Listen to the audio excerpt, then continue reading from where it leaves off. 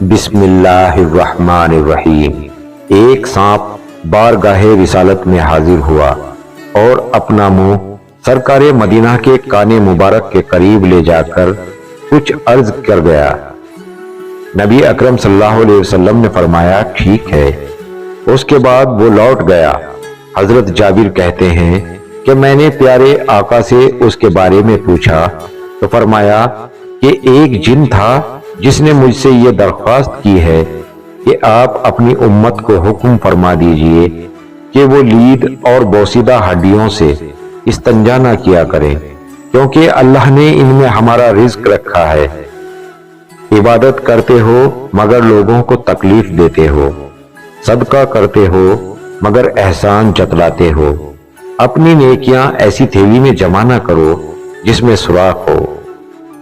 تم کس دنیا پر فخر کرتے ہو جس کا بہترین مشروب مکھی کا تھوک یعنی شہد ہے، دوسرے بہترین لباس کیڑے کا تھوک یعنی ریشم ہے۔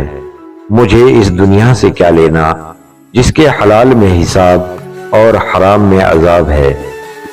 حضرت سلیمان علیہ السلام نے ایک چیونٹی سے پوچھا تمہاری سال بھر کی خوراک کیا ہے؟ چیونٹی نے جواب دیا فقط 2 دانے۔ آپ نے اس کے پاس 2 دانے رکھ کر اس کا بل بند کر دیا۔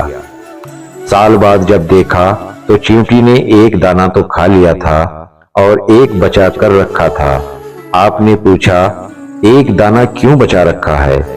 چیونٹی نے کہا پہلے میرا بھروسہ اللہ پر تھا کہ اگر میں 2 دانے کھا بھی لوں تو وہ اور دے دے گا، اب بات انسان کی تھی اس لیے 1 بچا لیا ہے، کیا پتا پھر وہ دے اور نہ دے۔ مرد اگر ہاتھ چھڑا کر جانا چاہے تو ہاتھ بڑھا کر روک لو، ہو سکتا ہے کہ وہ رک جائے، لیکن اگر عورت ہاتھ چھڑا کر جانا چاہے تو کبھی مت روکنا، کیونکہ وہ ہاتھ کے چھڑانے سے پہلے جا چکی ہوتی ہے۔